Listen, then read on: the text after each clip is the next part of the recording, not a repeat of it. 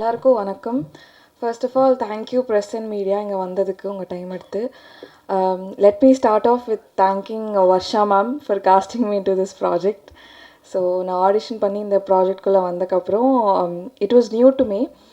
And then I would like to thank our director sir for treating me so well. And ஒரு இடத்துலையும் I don't think I made him angry or didn't act well. So thank you for making me a part of this film. And thank you producer sir. And production ரொம்ப ரொம்ப ரொம்ப நல்லா பார்த்துக்கிட்டாங்க. I had no complaints at all. I loved coming to set every day. I loved shooting here. And all my co-actors, Kumaran, Payal, Kavita ma'am, thank you so much for being so sweet to me. நான் படம் இன்னும் பார்க்கல, ஆடியன்ஸோட பார்க்கலான்னு. But I love the trailer and I hope you all will love it too. Thank you so much. Balaji Venugopal டைரக்ஷனில் நடிக்கிறத விட நிக்கில் டைரக்ஷனில் நடிக்கிறது இன்னும் கஷ்டம். எல்லாருக்கும் வணக்கம். பாலாஜியுடன் எனக்கு இது 2வது ப்ராஜெக்ட். இது பாலாஜி கதை சொல்லும்போது இது நீங்கள் தான் பண்ணணும் அப்படின்னு சொன்னார். அதுக்கப்புறம் நான் கேட்டேன், யார் இதை ப்ரொடியூஸ் பண்ணுறாங்கன்னு கேட்டேன். அவர் சொன்னார், யாத்திசை பண்ணவங்க பண்ணுறாங்கன்னு சொன்னாங்க. நான் உடனே ரொம்ப நல்ல விஷயம் சரின்னு சொன்னேன். ஏன்னா அந்த படத்தை அவ்வளோ மெட்டிகுலஸாக எடுத்து அவ்வளோ பிரமாதமாக அவங்க ப்ரெசென்ட் பண்ணி அதை எல்லாரையும் பார்க்க வச்சாங்க, எல்லாரையும் பேச வச்சாங்க. அப்போ தான் எனக்கு ஒரு பெரிய நம்பிக்கை வந்தது. பாலாஜி என்கிட்ட என்ன சொன்னாரோ அதை அப்படியே எடுத்திருக்காரு. இது கதைன்னு சொன்னால் ஒரு குடுத்தனக்காரனுக்கும் ஹவுஸ் ஓனருக்கும் இருக்கிற பிரச்சனை, அதுதான் அடிப்படையாக இருக்கும். அது வீட்டுக்குள்ளேயே சில நாட்கள் எடுக்க வேண்டிய ஒரு சூழல் இருந்தது. ஒரு வீட்டுக்குள்ளே இந்த ரூம் அந்த ரூம் அப்படின்னு பண்ணும்போது அதுக்குள்ளே ஒரு பெரிய நல்ல டெப்த்தும் வெரைட்டியும் கொடுக்கறது கஷ்டம். அதை ஜெகதீஷ் ரொம்ப இயல்பாகவும் ரொம்ப வேகமாகவும் பண்ணார். கூட நடித்த கலைஞர்கள் ஜிஎம் குமார் அவர் வரல, குமரன் இப்போ தான் அவருக்கு ஒரு முதல் படம். ஆனால் முதல் படம் மாதிரிலாம் தெரியல. அவருடைய அத்தனை நடிப்பு அனுபவங்களையும் அவர் கேமரா முன்னாடி கொண்டு வந்தார். அதுக்கான சந்தர்ப்பத்தை பாலாஜி சிறப்பாக அமைச்சு கொடுத்தார். எந்த ஸ்ட்ரெயினும் இல்லாமல் ரொம்ப இயல்பாக எல்லோரும் ஒன்றாவே இருந்து இந்த படத்தை பண்ணோம். அதனால தான் இங்கே அத்தனை பேரும் வந்திருக்கோம். அந்த கலெக்டிவ் எனர்ஜி ஸ்க்ரீனில் வந்திருக்கு. நான் படம் பார்த்துட்டேன், நல்லா வந்திருக்கு. எளிமையான கதை, ஆனால் அதை ஜாலியாகவும் ஒரு வித்தியாசமான ட்ரீட்மெண்ட்லேயும் அவர் அமைச்சிருக்கார். அது வகையில் பாலாஜி ஒரு இயக்குனராக வெற்றி பெற்று விட்டார் என்று தான் நான் சொல்கிறேன். அவர் திரை முயற்சின்னு போட்டிருக்காரு, இல்லை அது நல்ல படைப்பாகவே அது வந்துடுதல்ன்றது எனக்கு ரொம்ப சந்தோஷம். மியூசிக் அச்சு ஷுட் ஆக்ட், ஐ திங்க்.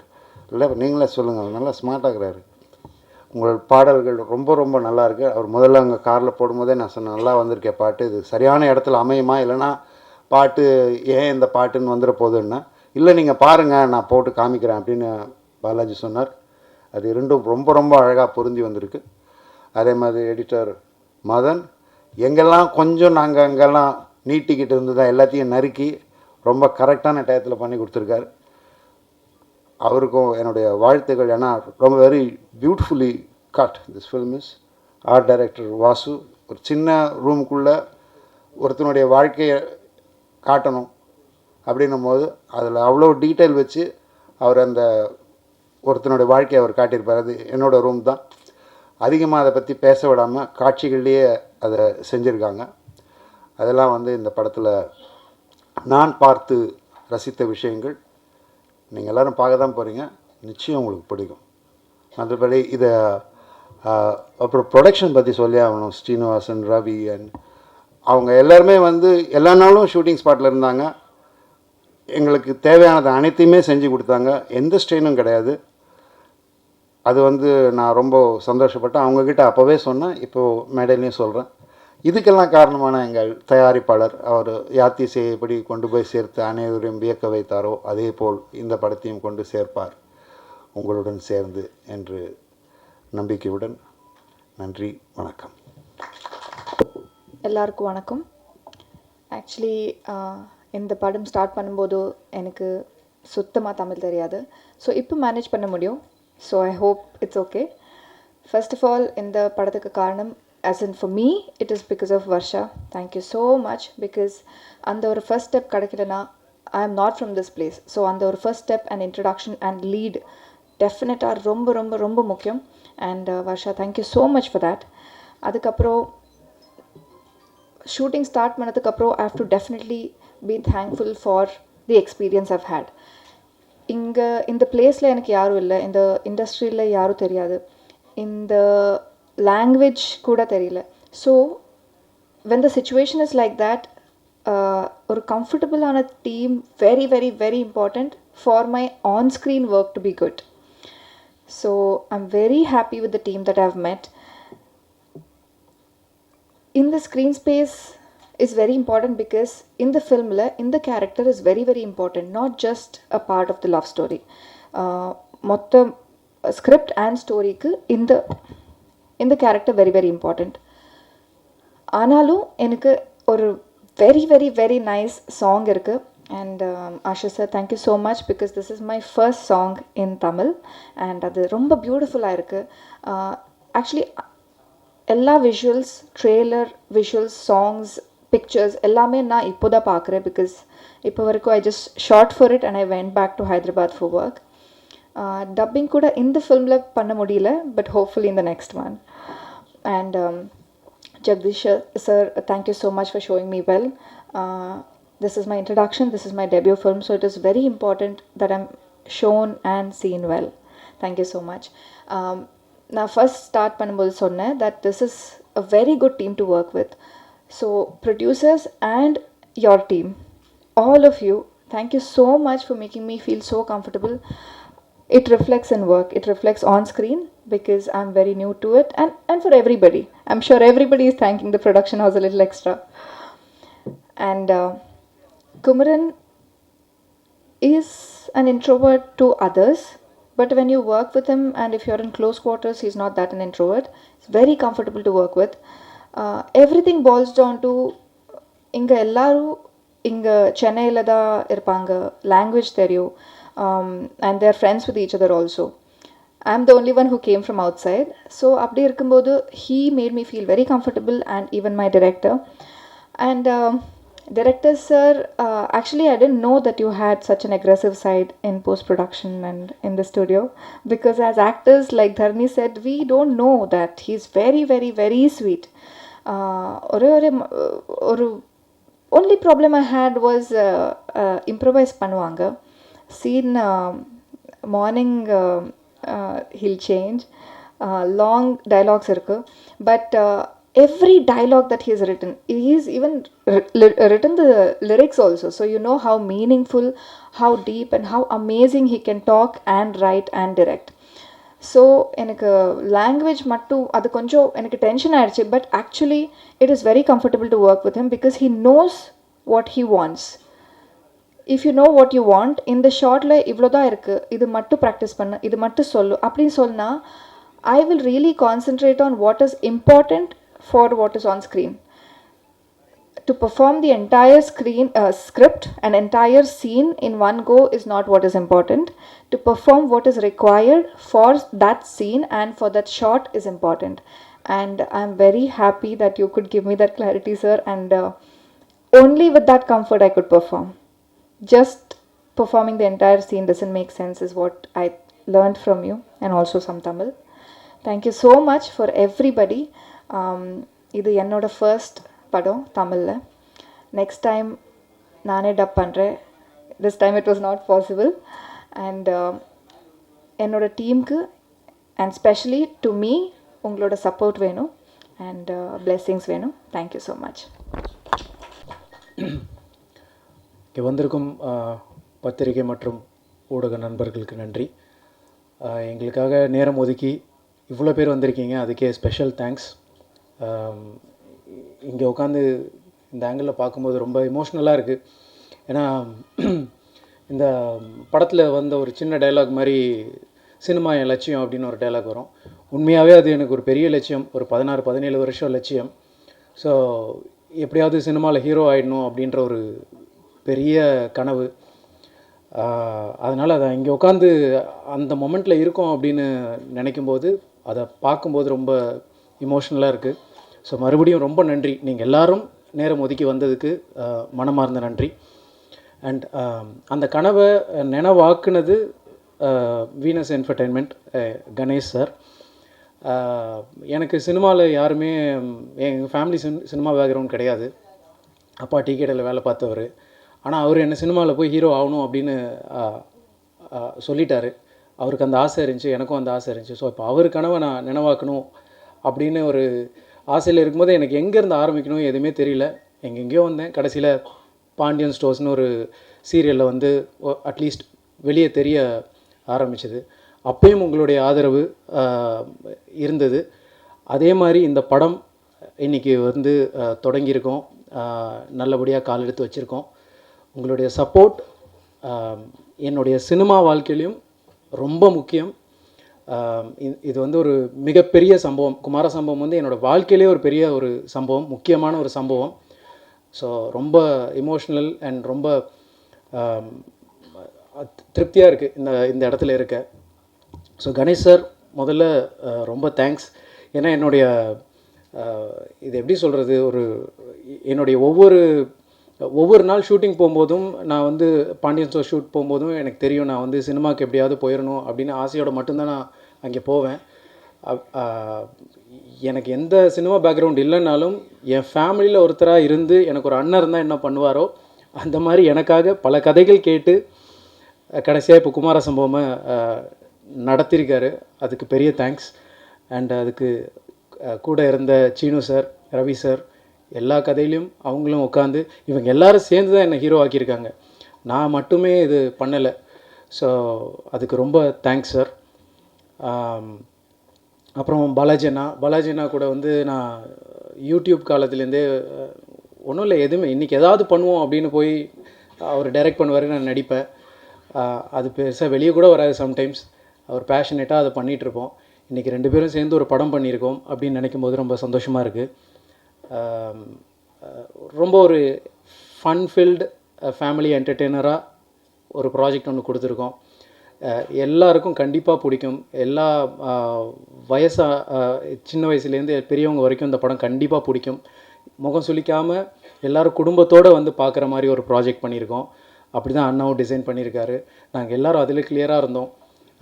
ரொம்ப திருப்திகரமாக அந்த ப்ராஜெக்ட் முடிச்சிருக்கோம். ரொம்ப நல்லா வந்திருக்கு. நீங்களும் அதை பார்த்து உங்களுடைய சப்போர்ட், ஒவ்வொருத்தருடைய சப்போர்ட்டும் எனக்கு இதில் ரொம்ப முக்கியம்.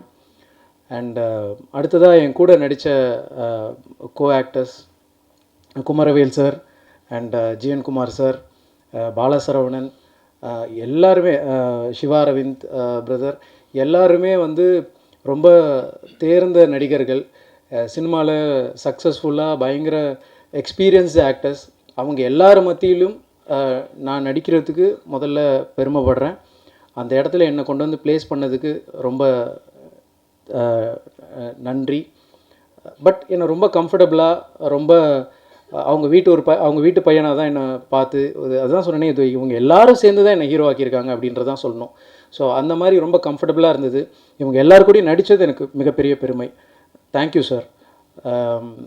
நெக்ஸ்ட்டு எங்கள் கேமராமேன் ஜெகதீஷ், என்னோடய லுக்கில் ரொம்ப, நான் கூட சில நேரம் அந்த சீனில் ரொம்ப ஏதாவது ஒழுங்காக நடிக்கணும் அப்படின்றதில் இருப்பேன். என்னோடய லுக்கில் ரொம்ப கான்ஷியஸாக இருப்பார். என்னை ஒழுங்காக காட்டிடணும் அப்படின்னு. ஓரளவுக்கு பார்க்குற மாதிரி இருக்குன்னா அதுக்கு காரணம் ஜெகதீஷ் பிரதர் தான். Thank you Jagadish bro. ரொம்ப கான்ஷியஸாக இருந்தார். அண்ட் அச்சு பிரதர், மியூசிக் நீங்கள் எல்லாருமே பார்த்துருப்பீங்க. அந்த சாங்கை ஃபஸ்ட்டு பாலாஜி நான் கேட்டுட்டு எனக்கு தான் அனுப்புனார். அப்போயிலேருந்து கேட்க ஆரம்பித்தேன் இப்போ வரைக்கும். நான் அந்த பாட்டு, அந்த விடியாத இரவை கேட்டுட்ருக்கேன். ரொம்ப நாங்களே சொல்லக்கூடாது, பட் அவ்வளோ நல்ல ஒரு சாங் அச்சு பிரதர். இமோஷ்னலாக அது ரொம்ப டச் ஆகுது அந்த பாட்டு. அண்ட் லிரிக்ஸ் அஃப்கோர்ஸ் பாலாஜி நான் எழுதியிருக்காரு. எல்லோரும் அதுதான் சொன்னாங்க. அது ரொம்ப அந்த பாட்டு என்னுடைய வாழ்க்கையில் ரொம்ப கனெக்டிங்கான ஒரு பாட்டாக அது இருக்கும். அதை நீங்கள் படம் பார்க்கும்போது புரியும். ரொம்ப நல்லா வந்திருக்கு எல்லாம். உங்களுடைய சப்போர்ட் அகெயின் எங்களுக்கு ரொம்ப முக்கியம். பாண்டியன் ஸ்டோர்ஸ் நான் பண்ணும்போது எந்த அளவுக்கு சப்போர்ட் பண்ணீங்களோ அதே சப்போர்ட் மேலும் பண்ணுவீங்க அப்படின்னு நம்புகிறேன். ரொம்ப நன்றி. தேங்க்யூ.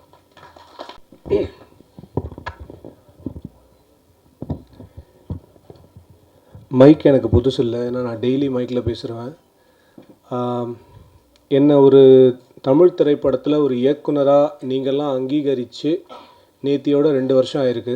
ஏன்னா லக்கி மேன் ரிலீஸ் ஆனது September 1st 2023. ஸோ இன்றைக்கி திருப்பி 2 வருஷம் கழித்து குமார சம்பவம் அப்படின்ற இந்த படத்துக்காக நான் மறுபடியும் உங்கள் முன்னாடி பேசுகிறதுக்கு ரொம்ப சந்தோஷப்படுறேன். ஃபஸ்ட்டு பானிபூரிக்கு நீங்கள் கொடுத்த ஆதரவு ஒரு சின்ன ஒரு வெப் சீரிஸ் தான், அது ஷார்ட் ஃப்ளிக்ஸில் வந்துச்சு. பட் அது என்னமோ படம் மாதிரி எவ்வளோ பேர் ரிவ்யூஸ் எழுதுனீங்க. அதே மாதிரி தான் லக்கி மேனுக்கு நீங்கள் கொடுத்த ரிவ்யூஸ். என்றைக்காவது லைஃப்பில் நம்ம தோத்துட்டோமோ, நம்ம டவுன் ஆகிட்டோமோ அப்படின்ற மாதிரி ஃபீலிங் இருந்ததுன்னா உங்களுக்கே தெரியாமல் நீங்கள் ஒரு பெரிய ஹெல்ப் எனக்கு பண்ணீங்க. நீங்கள் கொடுத்த அத்தனை விமர்சனங்களையும் என்கிட்ட தொகுப்பாக நான் வச்சுருக்கேன். அதை நான் படிக்கும்போது என்னால் திருப்பி முடியும்னு நான் நம்புறதுக்கு முக்கியமான காரணம் நீங்கள் தான். ஸோ ஊக்கம் கொடுத்த ஊடகத்துக்கு என்னுடைய முதற்கண் வணக்கம். அடுத்தது தேங்கிங் லிஸ்ட் ரொம்ப பெருசு. பட் நான் என்னென்னா ரொம்ப எமோஷ்னலாக சாஃப்ட் ஸ்டோரிலாம் நான் சொல்ல போகிறதில்ல. பட் நான் கொண்டாடி இந்த நிகழ்ச்சியை முடிச்சு வைக்கணும் அப்படின்னு நினைக்கிறேன். அந்த கொண்டாட்டத்தின் முதல் பகுதியை இப்போ பண்ண போகிறோம். அந்த கொண்டாட்டம் வந்து எனக்கான கொண்டாட்டம் இல்லை, கிட்டத்தட்ட நம்மளோடவே பல வருடங்களாக ஓடி ஆடி அட்டகாசம் பண்ணி எல்லா இடத்துலையும் எல்லாருக்குமே தன்னை பிடிக்கிற மாதிரி ஒரு மனுஷன் 30 வருஷம் வேலை பண்ணியிருக்காரு. அப்படின்னா அவரை கொண்டாடாமல் யாரை கொண்டாடுறது? 30 வருடங்கள், 575 திரைப்படங்கள், அதையெல்லாம் தாண்டி இன்றைக்கும் பிஆர்ஓ அப்படின்னா ஃபஸ்ட்டு ஞாபகம் வர முதல் பேர் நிகில் முருகன். ஸோ இந்த படத்துக்கு அவர் பிஆர்ஓவாக இருக்கிறது நிஜமாவே எங்களுக்கு ரொம்ப பெரிய சந்தோஷம். And we want to do some honours for him. அதனால் கணேஷ் சார் ப்ளீஸ்.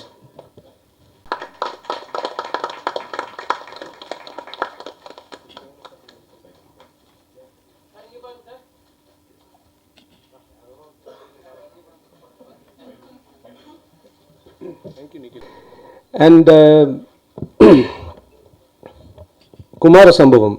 இந்த குமார சம்பவம்னா என்ன அப்படின்னு நிறைய கேள்விகள் இருக்குது. கேள்விகளுக்கான ஒரே விடை என்னென்னா, குமரனுடைய வாழ்க்கையில் நடந்த சம்பவங்கள் தான் இந்த படம். ஸோ அப்படி நீங்கள் எடுத்துக்கலாம். படம் பார்க்கும்போது உங்களுக்கு இது புரியும்.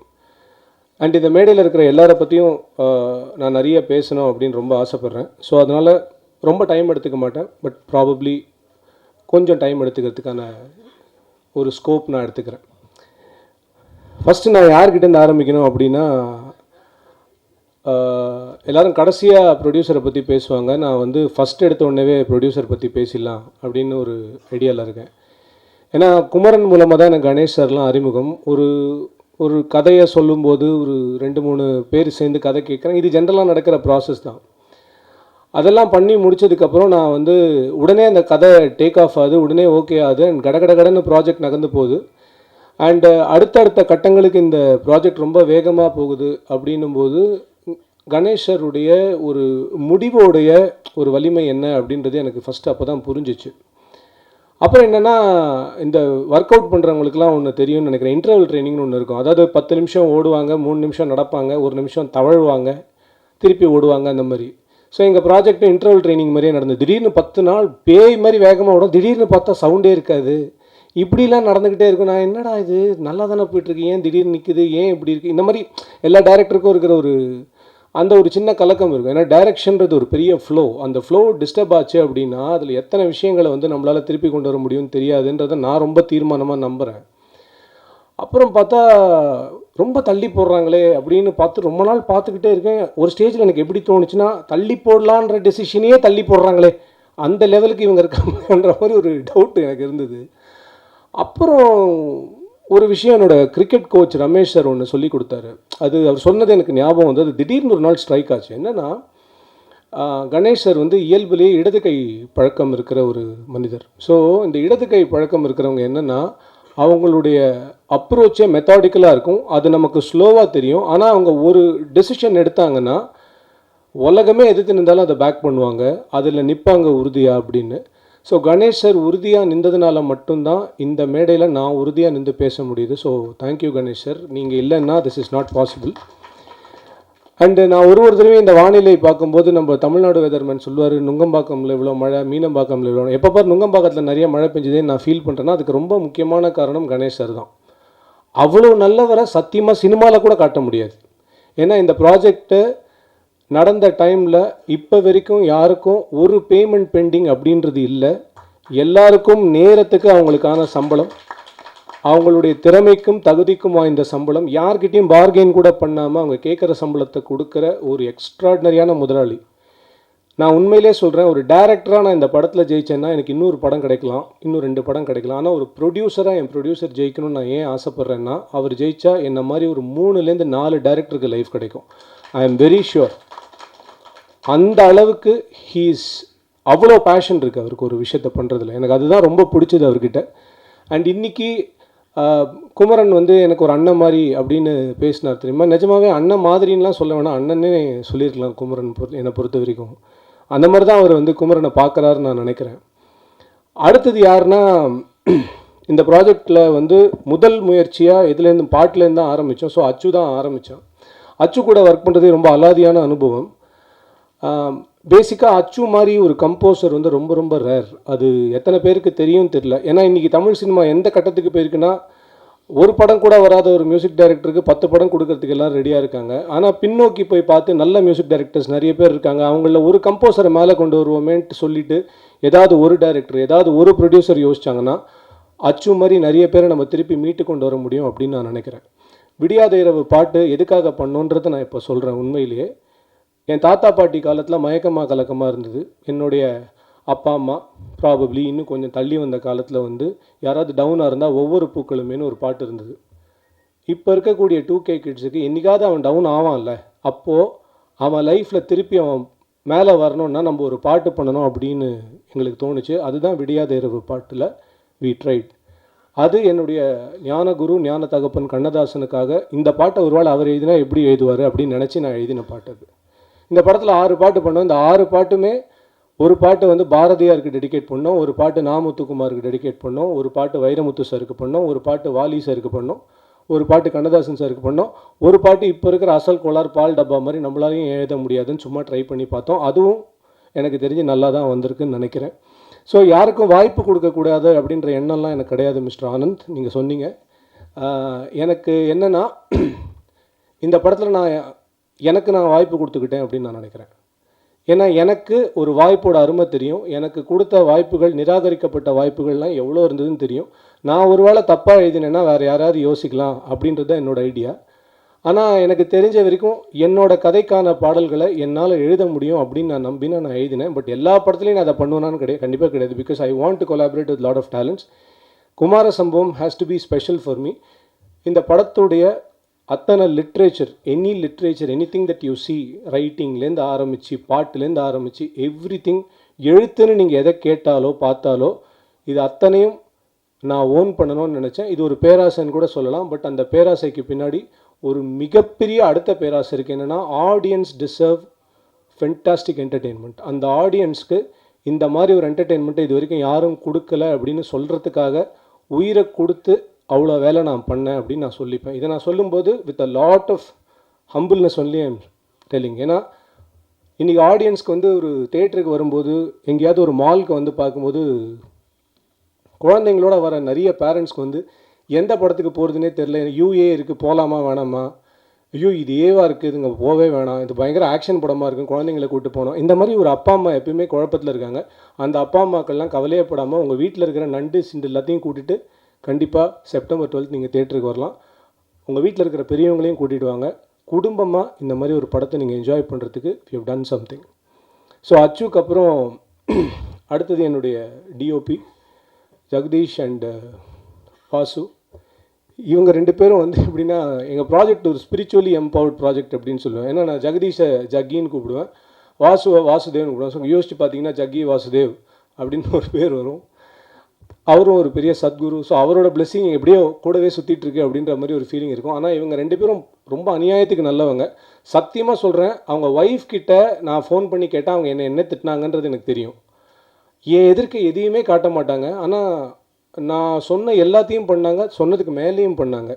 ஸோ அவங்களுக்கு நான் எந்த விதத்துலேயும் நன்றி கைமாறலாம் நான் எதுவுமே, சம்பளம் கொடுத்தோம் அது எல்லாருமே கொடுக்குறது தான். பட் அதுக்கு மீறி நான் என்ன கொடுக்க முடியும்னு தெரியல. But I think I have given them some showreel. So இந்த மாதிரி 2 திறமையாளர்களெல்லாம் யூஸ் பண்ணணும் இண்டஸ்ட்ரி அப்படின்னு தான் நான் நினைக்கிறேன். அண்ட் ஜெகதீஷ் எனக்கு ஒரு பெரிய inspiration.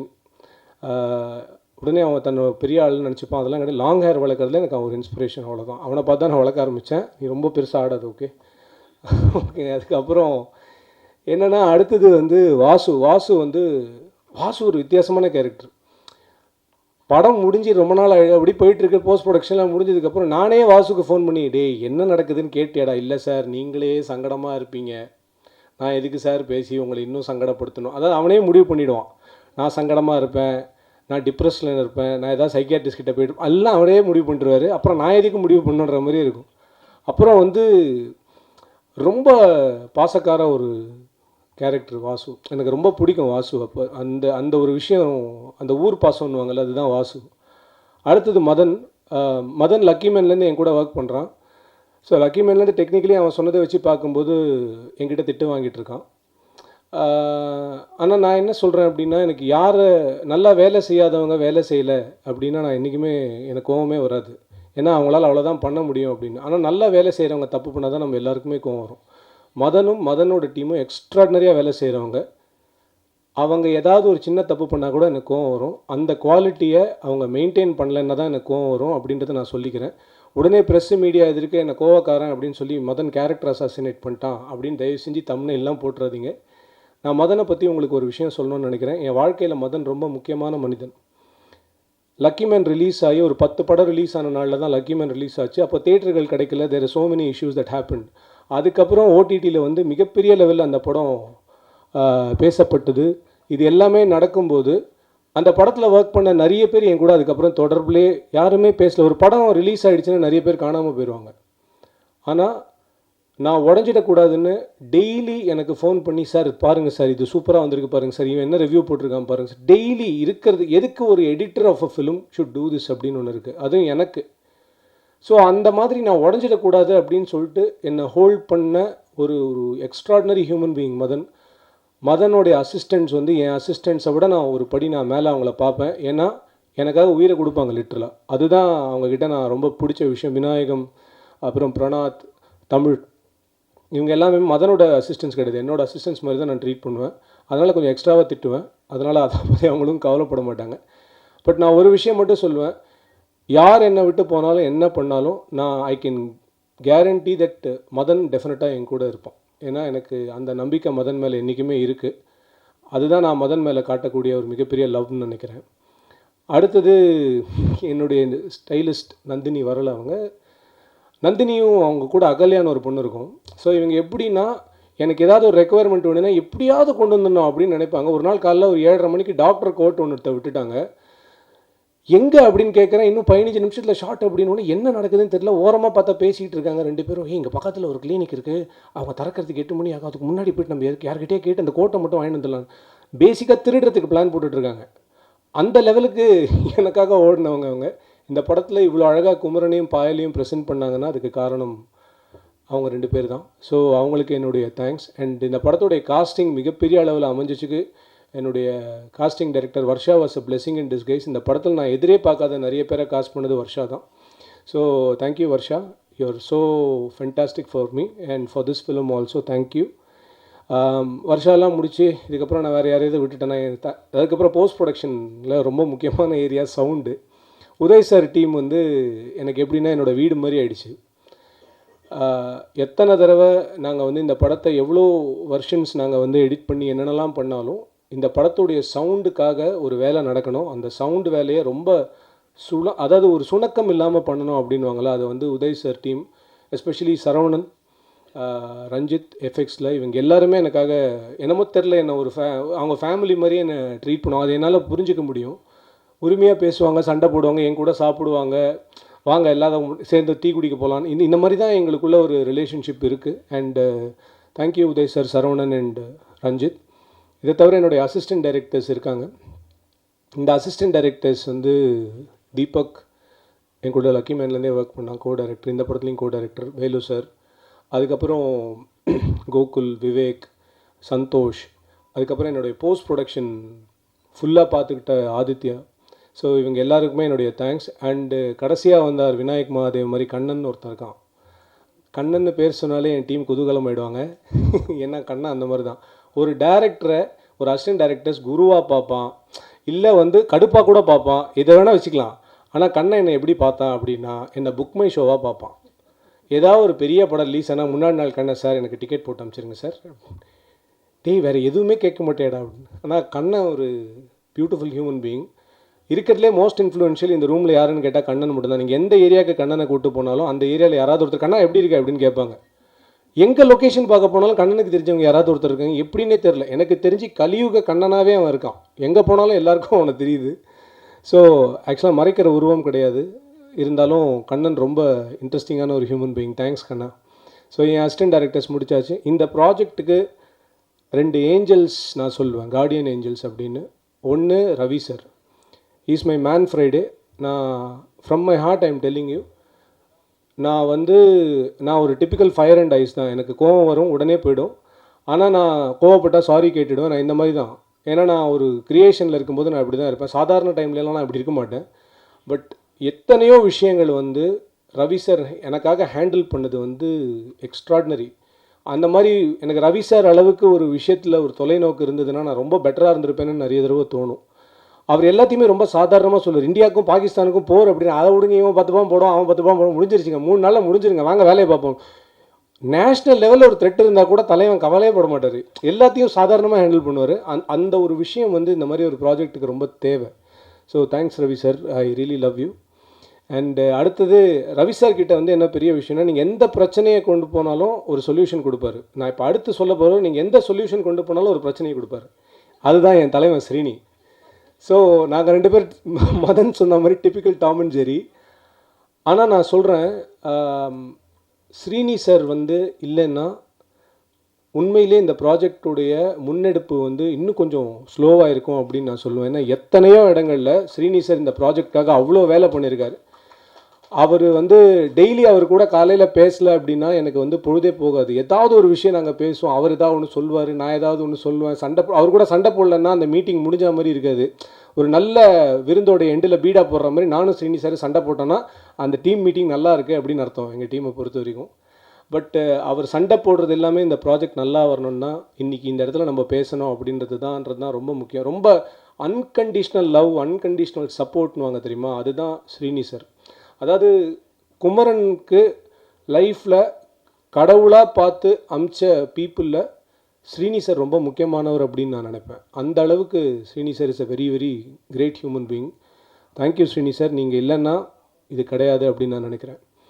Then coming to my actors, first GM Kumar sir, தாத்தாலேருந்து ஆரம்பிப்போம். ஜிஎம் குமார் சார் வந்து லாஸ்ட் மினிட் இன்க்ளூஷன். நாங்கள் வேறு ஒரு ஆர்டிஸ்ட் கேட்டோம், பட் அவர் கொஞ்சம் உடல்நிலை சரியில்லாதனால வர முடியல. ஜிஎம் குமார் சார் இப்படின்றதுக்குள்ளே வந்தார். ஃபஸ்ட்டு ஒரு 2 நாள் ஷூட் பண்ணிட்டு என்னை கூப்பிட்டுட்டே, யாரா நீ அப்படின்னாரு. என்ன அங்கேருந்து வான்ற, இங்கேருந்து நில்லுன்ற, எடுக்கிற, அவ்வளோதான்ற, போன்ற, வாழ்ற, என்ன நடக்குது எனக்கு புரியவே இல்லை அப்படின்னு. சார் நீங்கள் கதை அப்படின்னு, கதையெல்லாம் வேணாம், என் கேரக்டர் மட்டும் சொல்லணும். ஆனால் அவர் என் கூட ஒர்க் பண்ணுறது ரொம்ப பிடிச்சிருந்தது. அண்ட் எனக்கு என்ன பெருமை அப்படின்னா, பாக்யராஜ் சாருடைய எத்தனையோ எக்ஸ்ட்ராடினரி படங்கள் வந்து ஜிஎம் குமார் சாரும் லிவிங்ஸ்டன் சாரும் சேர்ந்து அவர் கூட ரைட்டிங்கில் ஒர்க் பண்ணியிருக்காங்க. அவங்க 2 பேரும் சேர்ந்து நடித்த ஷார்ட் இது வரைக்கும் தமிழ் சினிமாவில் கிடையாது. அப்பேற்பட்ட ஒரு நார்த்தில் சலீம் ஜாவித் மாதிரி சொல்லக்கூடிய ரைட்டர்ஸ் வந்து லிவிங்ஸ்டன் சாரும் குமார் சாரும். இவங்க 2 பேரும் சேர்ந்து நடித்த ஒரே ஷாட் அப்படின்றது, இதுக்கப்புறம் இது வேணால் வரலாம், முதல் ஷாட்டாக நான் வச்சுக்கிறேன். அது வந்து குமார சம்பவத்தில் தான் இருக்குது அப்படின்றது எனக்கு ஒரு மிகப்பெரிய பெருமை. அந்த பெருமை எனக்கு கொடுத்தாங்க 2 பேரும். லிவிங்ஸ்டன் சாருக்கும் ரொம்ப நன்றி. அடுத்தது எங்கள் அண்ணன் குமரவேல், பானிபூரிக்கு அப்புறம் இது. அவர் ஆக்சுவலாக அவங்ககிட்ட மேடை நாகரிகத்துக்காக வந்தான், யாரா ப்ரொடியூஸ் பண்ணுறாங்கன்னு கேட்டேன்லாம் சொன்னார். ஆக்சுவலாக ஃபஸ்ட் டைம் இவர்கிட்ட கதையை கொண்டு போய் சொல்லும்போது, டே என்னடா எப்போ பாரு போராளி ரோலே கொடுக்குறீங்க, என்னை பார்த்தா உங்களுக்கு வேறு எதுவுமே தெரியலையாடா அப்படின்ட்டு ஃபஸ்ட்டு ஃபீல் பண்ணார். அதுக்கப்புறம் பண்ண முடியாப்படா அப்படின்ட்டார். ஐயோ அண்ணனே முடியாதுன்ட்டார். அடுத்தது நான் என்ன பண்ணுறதுன்னு சொல்லிட்டு ப்ராஜெக்ட் அவுட்டு போல இருக்குது, அட்வான்ஸ்லாம் வாங்கிட்டு போய் இப்போ யாரை பிடிக்கிறது, இந்த ரேஞ்சுக்கு போயிட்டுருக்கு. அப்புறம் ஒரு வாரம் கழித்து அவர் திடீர்னு கூப்பிட்டு சரி நானே பண்ணுறவா அப்படின்னாரு. சரி பரவாயில்ல, அது அண்ணனுக்கும் தம்பிக்கும் இருக்கிற விஷயம். நான் கூட சொல்லுவேன் எங்கள் அண்ணனுக்கு நான் தான் பண்ணுவேன் அப்படின்னு. ஸோ எங்கள் அண்ணனுக்கு ஆக்சுவலாக நான் உண்மையிலே சொல்கிறேன், ராதாமோகன் சார் வந்து இந்த படத்தை பார்த்தார்னா அவர் குமரவேல் என்னோட பாலாஜி அவனை நல்லா யூஸ் பண்ணியிருக்கான்னு சொல்லணுன்ற ஒரே ஒரு எய்மில் தான் நான் குமரவேல் நான் வந்து இந்த படத்தில் காமிச்சோம். அந்த கேரக்டர் வந்து குமரவேல் நாவை தவிர அவர் யாராலையுமே பண்ணியிருக்க முடியாதுன்றது தான் நீங்கள் படம் பார்க்கும்போது புரிஞ்சுப்பீங்க. அண்ட் இது ஒரு போராளியை பற்றின கதை, ஆனால் அவன் போராட்டத்தை பற்றின கதை கிடையாது. முதல்ல அதை புரிஞ்சுக்கணும். இது ஒரு ஃபிலிம் மேக்கரை பற்றின கதை, ஆனால் அவன் படம் எடுத்த கதை கிடையாது. அதையும் நீங்கள் புரிஞ்சுக்கணும். அதுக்கப்புறம் என்னுடைய பெஸ்ட்டு சிவா அரவிந்த் யார் அப்படின்னா, அந்த 16 வயது நிலையில் வந்து எல்லாரும் என்ன சப்பானின்னு சொல்கிறாங்க மயில் அப்படின்னு. நீ சப்பானி இல்லை கோபாலகிருஷ்ணன் அப்படின்னுவாங்க இல்லையா. அவர் பாவம் ஒரு படத்தில் நடித்தார், அந்த படம் வேறு 100 கோடி கலெக்ட் பண்ணிடுச்சு. எங்கே போனாலும் பாவம் அவரை கிளின்னு கூப்பிட்டு ஒரு தடவை எங்கேயோ ஒரு ஷூட்டிங்கில் அவரை பார்க்கும்போது பார்த்தா நல்லா பல எம்ஜிஆர் மாதிரி தகன்னு மின்றார். யார் அவருன்னா நான் தாங்க கிளி அப்படின்னு. ஐயோ இவ்வளோ அழகாக இருக்குது, எதுக்கே அதை போய் எப்படி நடிச்சிங்க அப்படின்னு. நான் சொன்னேன் நீங்கள் வாங்க நம்ம பண்ணலாம். எனக்கு இந்த தமிழ் சினிமாவில் ரொம்ப கஷ்டமான விஷயம் என்னென்னா டைப் காஸ்டிங் பண்ணிக்கிட்டே இருப்பாங்க. ஒருத்தர் ஒரு கேரக்டரில் ஹிட் ஆகிட்டார்னா அதே கேரக்டருக்கு திருப்பி கூப்பிட்டுக்கிட்டே இருப்பாங்க. அதை உடைக்கிறதுக்கு ஏதாவது ஒரு படம் நடக்கணும் அவங்களுக்கு. அந்த படமாக சிவாவுக்கு இந்த படம் நடக்கும். ஏன்னா இப்போ எனக்கு நான் நடிக்கிறது நான் நிறுத்தினேன் அப்படின்னா, நான் நிறுத்தலை ஆக்சுவலாக. எப்போ பாரு என்னை பார்த்தா கார்ப்பரேட் வில்லன் அப்படின்றவாங்க. எனக்கு புரியவில்லை, கார்ப்பரேட்டில் எல்லாருமே வில்லன் கிடையாது, அதுவும் என்னை பார்த்தா வில்லனாகவே கூப்பிட்டு இருக்காங்க. எனக்கு தெரியல. நாய்கள் ஜாக்கிரதைக்கு அப்புறம் எல்லாரும் என்னை வில்லனாகவே கூப்பிட்டு இருந்தேன். எனக்கு அந்த மாதிரி படங்களில் என்னை பார்க்குறதுக்கு பிடிக்கல. அதனால தான் நான் நடிக்கிறது கொஞ்சம் ஸ்டாப் பண்ணேன். பட் அது ஏதோ ஒரு பிளெஸிங் இன் டிஸ்கைஸ். நான் இன்றைக்கி டைரெக்ஷன்லாம் பண்ணிகிட்ருக்கேன். எனக்கு இன்னும் நான் ஒரு ரோல் பண்ணுறதோட அது சின்ன ரோலாக இருந்தாலும் அந்த ரோலில் இன்னொருத்தரை நடிக்க வைக்கிறது எனக்கு ரொம்ப பிடிச்சிருக்கு. அட்லீஸ்ட் அவங்களுடைய லைஃப்பில் நம்மளால் ஒரு சேஞ்சை கொண்டு வர முடியும்னா ஐ கேன் டூ இட். அதுக்காக அடுத்தது வினோத் முன்னா சார். வினோத் முன்னா சார் கிட்ட இயல்பாகவே வந்து ஒரு சின்ன மந்தத்தன்மை இருக்கும் அவர் நடக்கும்போது எல்லாமே பண்ணும்போது. ஆனால் அவர் பண்ண கேரக்டர் வந்து அதை ரொம்ப பர்ஃபெக்டாக உள்வாங்கி பண்ணார். அண்ட் நான் ஜஸ்ட் ஸ்பாய்லர் மாதிரி ஒன்று கொடுக்குறேன். செகண்ட் ஹாஃபில் அவர் ஒரு சீன் பண்ணியிருக்காரு. அந்த சீன் நாங்கள் எத்தனை ஸ்க்ரீனிங் ஃபோக்கஸ் குரூப் ஸ்க்ரீனிங் போட்டாலும் அந்த சீனில் மினிமம் 3லேருந்து 4 பேர் கண் கலங்கி நான் பார்த்துருக்கேன். ஒரே ஷாட்டில் அந்த மனுஷன் நடித்தார். அது கண்டிப்பாக ஆடியன்ஸ் அத்தனை பேருக்கும் அது ரொம்ப பிடிக்கும்னு நான் நம்புகிறேன். ஏன்னா we all know that film. So அது அவர் லைஃபோடைய ஒரு பெஸ்ட்டு ஸ்டோரிலாம் இருக்கணும்னு நான் ஆசைப்பட்றேன். அதுக்கப்புறம் என்னுடைய நண்பன் வினோத் சாகர், அவன் இந்த படத்தில் ரொம்ப முக்கியமான ஒரு க்ரூஷியல் ரோல் பண்ணியிருக்கான். இன்றைக்கி விஜய் தேவரகொண்டா கூட நடிச்சிட்ருக்கான். அதனால் அவனால் வர முடியல. பட் இந்த படம் வினோதுக்கு ஒரு மிகப்பெரிய ஒரு மாற்றமாக அமையும் நான் நம்புகிறேன். அதே மாதிரி பாலசரவணன் வந்து வேறு ஏதோ ஒரு படத்தில் நடிச்சிட்ருக்காரு. பட் பாலசரவணனும் இந்த படத்துடைய ஒரு மிகப்பெரிய பில்லர். ஒரு படத்தில் பாலா இருந்தால் அந்த படத்தில் பாலா ஏதாவது ஒரு பண்ணுவார் அப்படின்னு ஆடியன்ஸ் யோசிக்கிற லெவலுக்கு பாலாக்கு இன்றைக்கி வந்து அந்த ஒரு பெரிய விஷயத்தை க்ரியேட் பண்ணி வச்சுருக்காரு. ஸோ பாலா இந்த படத்துலையும் அதை பண்ணியிருக்காரு. ரொம்ப சந்தோஷமாக இருந்தது பாலா கூட டேரக்டர்ஸ் ஆக்டர். அண்ட் ரொம்ப it's a blessing to work with Bala kind of an artist. And இவங்க 2 பேரும் ப்ரொமோஷனுக்கு வரல. ஸோ அதனால் இவங்க மேலே எனக்கு எந்தவித கோவமோ காழ்ப்புணர்ச்சியோ அதெல்லாம் கிடையாது. என்னுடைய 2, 3, 4, 5, 7th 8th ஃபிலிமில் நான் அவங்கள யூஸ் பண்ணிப்பேன். ஸோ ஒரு வேளை நடுவில் யூஸ் பண்ண வேண்டியிருந்ததுன்னா வேறு வழி இல்லாமல் அவங்கள வச்சு முதல்ல ப்ரமோஷனை ஷூட் பண்ணிட்டு அப்புறம் படத்தை ஷூட் பண்ணிக்கலாம் அப்படின்ற முடிவில் இருக்கேன். இந்த வீடியோ அவங்க பார்ப்பாங்க. ஸோ அவங்கக்கிட்ட டைரெக்டாக நான் இதை சொல்லிக்கிறேன். But I love them both with conditions apply அப்படின்னு போட்டுக்கலாம். ஸோ அவங்க 2 பேரும் ரொம்ப இம்பார்ட்டண்ட். இதை தவிர கவிதா அண்ட் தாரிணி, இவங்க 2 பேரை பற்றி நான் என்ன சொல்கிறதுன்னே தெரியல. ஏன்னா dedication to the core, unbelievable dedication. நான் சொன்ன டைமுக்கு வருது பர்ஃபெக்டாக. இந்த சீனில் நான் என்ன பண்ணுறேன், எனக்கு டைலாக் இருக்கா இல்லையா, சும்மா இருக்க போகிறேன்னா இருக்க மாட்டேனா, நான் என்ன பண்ணுறேன், இந்த யூனிவர்ஸில் நான் யார், இந்த கேள்விலாம் எதுவும் கிடையாது. அங்கே வாங்க, இங்கே பாருங்கள், இது போதும், அது தேவையில்லை, இதுக்கு மேலே பேசாதீங்கன்னா எந்த வித the surrendered themselves to the craft. அது அவங்க 2 பேரையும் இந்த படத்தில் நான் அவங்க 2 பேரையுமே எனக்கு தெரிஞ்சு ரொம்ப பியூட்டிஃபுல்லாக நாங்கள் அவங்கள காமிச்சிருக்கோம். என் படத்தில் நான் எப்பயுமே ஃபாலோ பண்ணுற விஷயம், விமன் இந்த ஃபிலிமை அப்ஜெக்டிஃபை பண்ணவே கூடாது என்னுடைய படங்கள்ன்றதை நான் ரொம்ப தீர்மானமாக எப்பயுமே ஒரு முடிவெடுப்பேன். ஸோ அந்த மாதிரியான ஒரு விஷயத்தை தான் இந்த படத்தில் நாங்கள் பண்ணியிருக்கோம். And women in my film look very beautiful, dignified as women. So அதுதான் ரொம்ப ரொம்ப இம்பார்ட்டண்ட். ஏன்னா நானும் ஒரு அம்மாவுக்கு பையன், ஒரு அக்காவுக்கு தம்பி, ஒரு மனைவிக்கு கணவன், ஒரு பாட்டிக்கு பேரன். ஸோ அதனால் அவங்களும் என் வீட்டில் இருக்கிற மாதிரி தான் நான் ட்ரீட் பண்ணுவேன் அவங்கள. ஸோ அவங்க 2 பேரும் இந்த படத்துக்கு அப்புறம் அடுத்த லெவல் போவாங்கன்னு நானும் நம்புகிறேன். ஸோ இதுக்கப்புறம் இந்த சைடில் வேறு யாரை விட்டேன், எல்லாரையும் பேசி முடிச்சாச்சா? Okay fine. ஸோ இப்போ நான் இன்னொன்று பாயல் பற்றி சொல்லணும். வர்ஷா தான் பாயலை இன்ட்ரடியூஸ் பண்ணாங்க. பாயல்கிட்ட எனக்கு ரொம்ப பிடிச்ச விஷயம் என்னென்னா, லாங்குவேஜே தெரியாமல் நாங்கள் பாட்டுக்கு ஆடிஷனுக்கு ஏதாவது ஸ்கிரிப்ட் அனுப்பணும் அப்படின்னா நான் ஸ்கிரிப்டை கொடுக்குற லெவலுக்கு எனக்கு வந்து தைரியம் இல்லை. அதனால் நான் என்ன பண்ணேன்னா, நான் வந்து வேலி மேலே வேட்டி விழுந்தாலும் வேட்டி மேலே வேலி விழுந்தாலும் கிழிய போகிறது என்னமோ வேட்டி தான்ற மாதிரி ஏதோ ஒரு டைலாக் எழுதி கொடுத்து இந்த பொண்ணு அதை ரொம்ப சீரியஸாக ஆடிஷன் எடுத்து பியூட்டிஃபுல்லாக பண்ணி அமைச்சு. ஆனால் எனக்கு மோர் தென் எனிதிங் எல்ஸ் பாயலோடைய அட்டென்ஷன் டுவர்ட்ஸ் த கிராஃப்ட் எனக்கு ரொம்ப பிடிச்சது. அந்த விஷயம் பிடிச்சதுக்கப்புறம் நான் டிசைட் பண்ண சரி கூப்பிட்டு ஃபோட்டோ ஷூட் பண்ணி பார்ப்போம் அப்படின்னோடனே she was very attentive. And எனக்கு என்னென்னா குமரனும் பாயலும் ரொம்ப பியூட்டிஃபுல்லாக இருந்தாங்க. ஆக்சுவலி இப்போ நீங்கள் பார்க்குற இல்லை எந்த கேரக்டருமே இந்த படத்தில் இந்த கேரக்டரை நகர்த்திட்டிங்கன்னா இந்த படத்தோட கதை நகரவே நகராது. ஸோ பாயலோட characters a very centrifugal character. It is not like a typical heroine character. It has got so much depth into it. And ரொம்ப இம்பார்ட்டண்ட்டான பாயல் பண்ணுறது தான் இந்த படத்தோட செகண்ட் ஹாஃப்ன்றது தான் உண்மை. ஸோ அந்த லெவலுக்கு ஒரு விஷயம் பாயலால் இந்த படத்தில் நடக்கும். அதனால் பாயலுக்கு உண்மையிலே ஒரு மிகப்பெரிய எதிர்காலம் காத்துட்ருக்கு நான் நம்புகிறேன். தேங்க்யூ. அவங்களுக்கு பாயல் ராதாகிருஷ்ணான்னு பேர் வச்சதுக்கப்புறம் ட்ராவல் ராதாகிருஷ்ணா அப்படின்னு நாங்கள் பேர் வச்சிட்டோம்.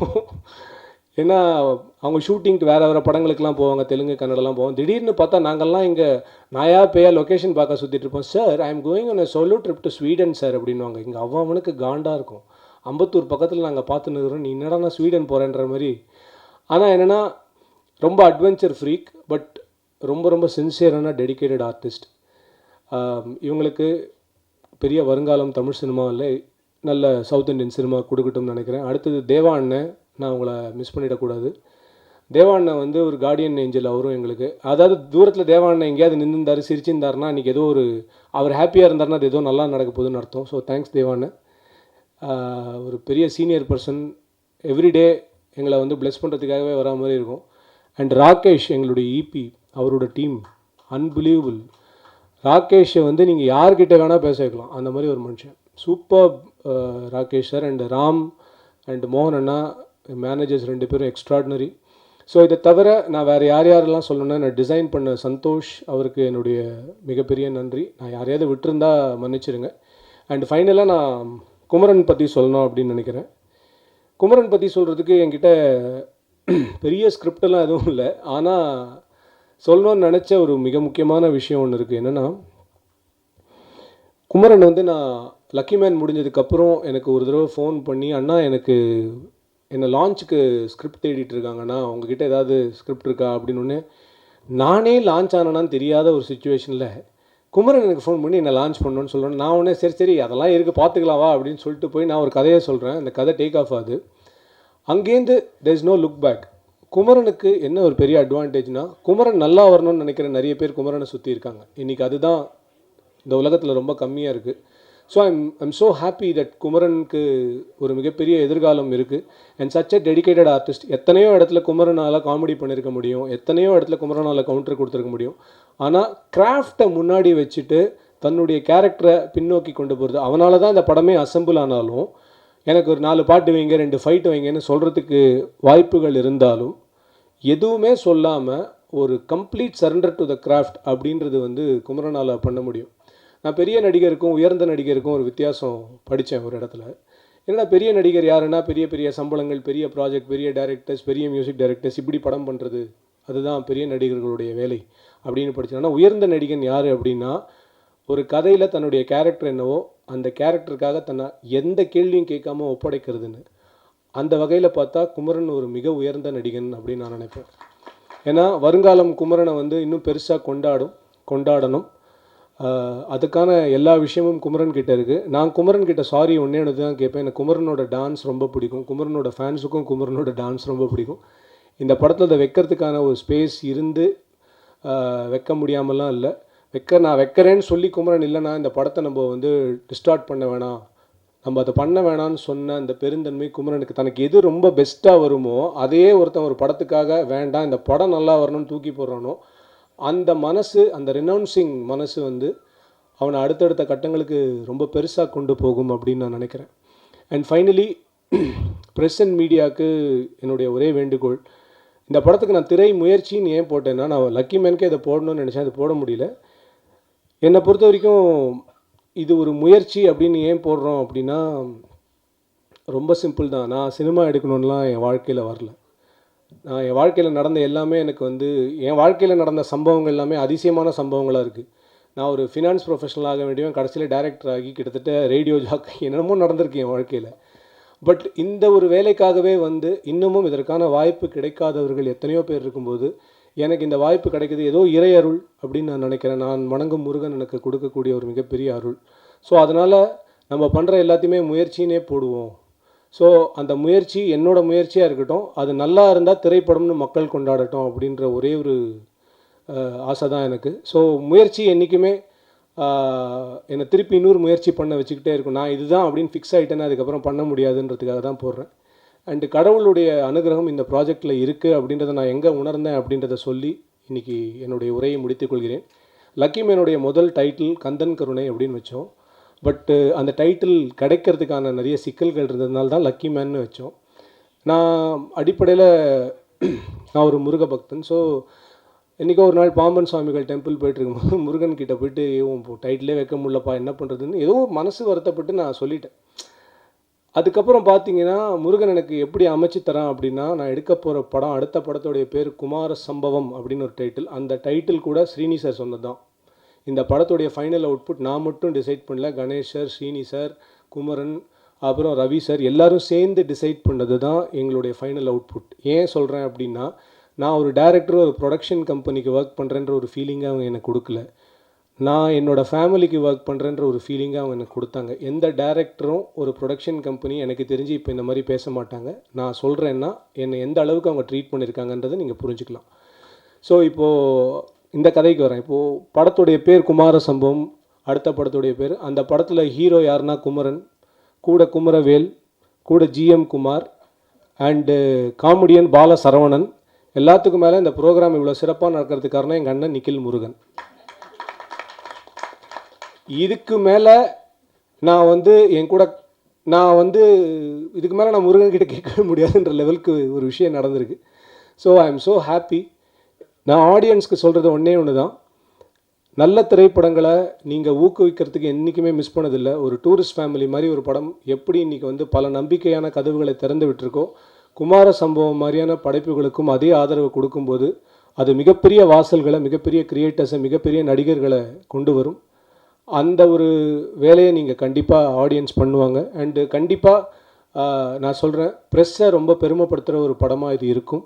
கண்டிப்பாக உங்களுடைய ஃபேமிலியோட, உங்கள் குழந்தைகளோட நீங்கள் பார்க்குற ஒரு ரொம்ப ரொம்ப கண்ணியமான, நேர்மையான, ரொம்ப என்டர்டெய்னிங்கான, என்ஜாயபுளான படமாக இருக்கும் அப்படின்னு நம்புகிறோம். ஸோ சப்போர்ட் பண்ணுங்கள். அண்ட் ஃபைனலாக ஆடியன்ஸ்க்கு என்னோடய ஒரே ரிக்வெஸ்ட் என்னென்னா, இந்த படம் பார்க்குறதுக்கு முன்னாடி நீங்கள் எந்த படம்லாம் பார்க்கணும் அப்படின்னு நான் சொல்லிடுறேன். லக்கி மேன் பார்த்துருங்க, யாத்திசை பார்த்துருங்க.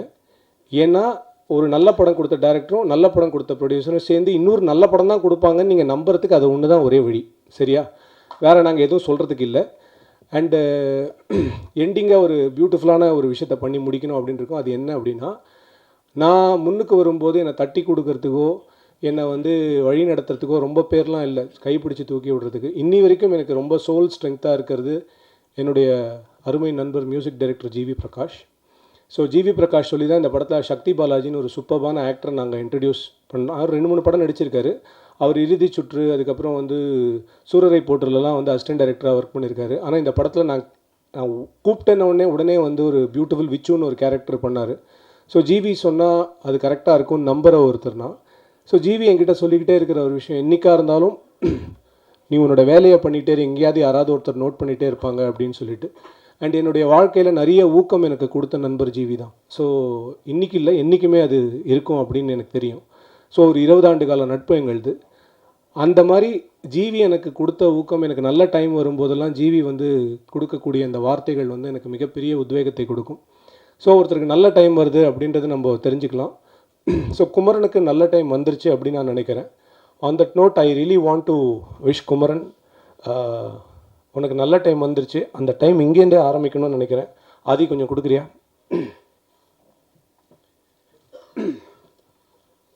So with all love and affection Kumaran.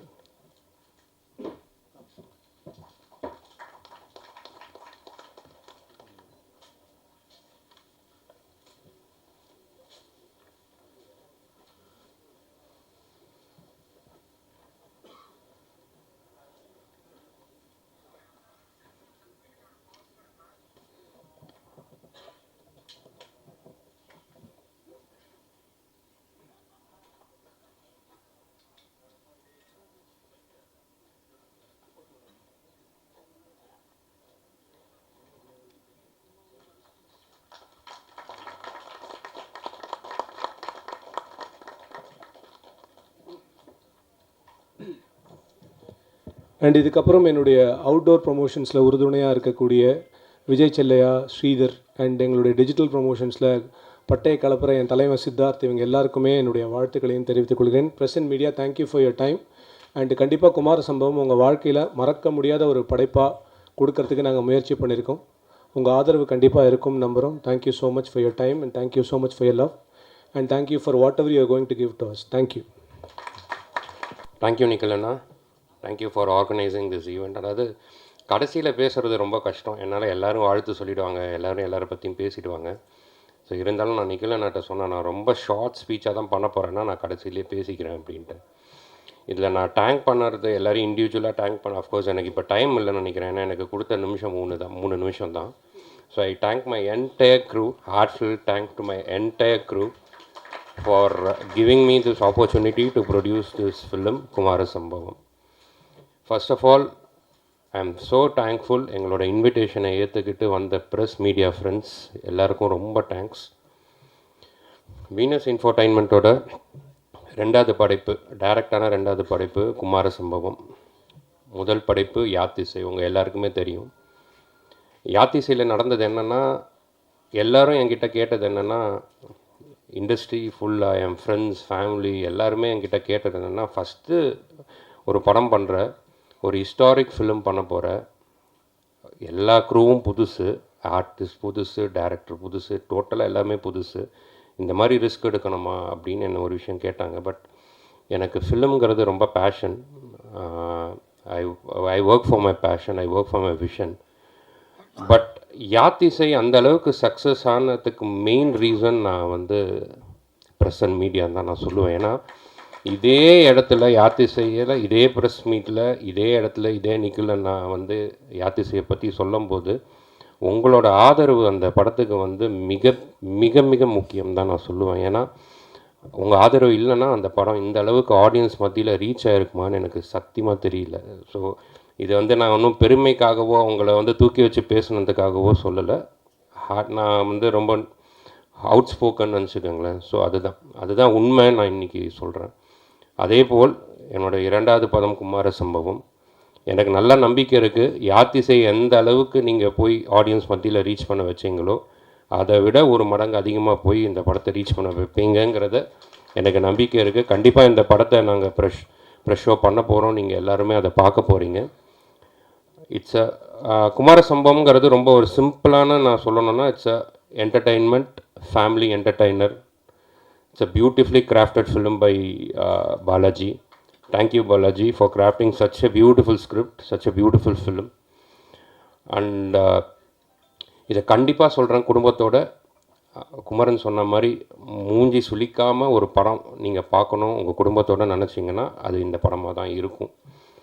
So இதுக்கு மேலே நான் என்ன பேசுகிறது, I just finish my note by thanking all my technicians, Madan, and I just want to thank mister Anand sir for acquiring this film Saregama. And I just want to thank the sound designer. I just want to thank my art director. I just want to thank all my artists, okay? And I just want to thank the 2 pillars. I say 3 pillars of this film. One is Ravi, the other one is Mr. Srinivasan, அதுக்கப்புறம் எங்கள் அண்ணன் தேவா அண்ணன், okay? So இவங்க தான் the 3 pillars of this movie.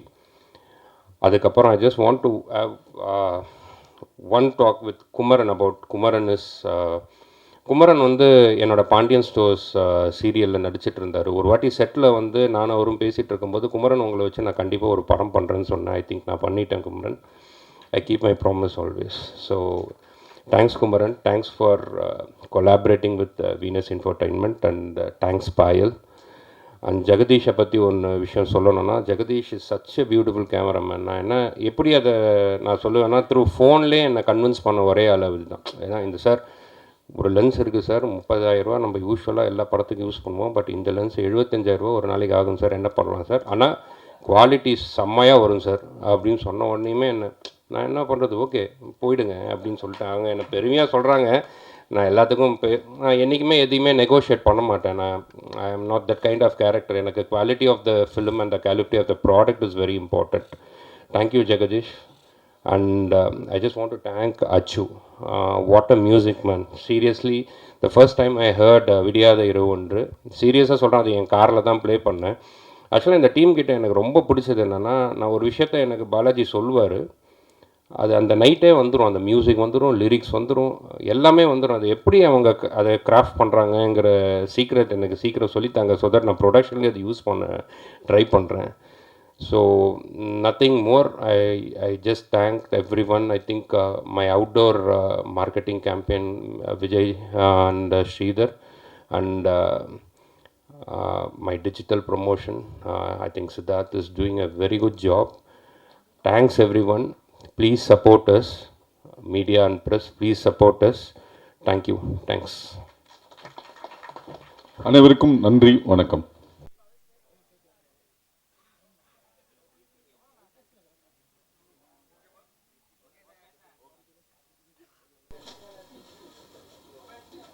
Mobile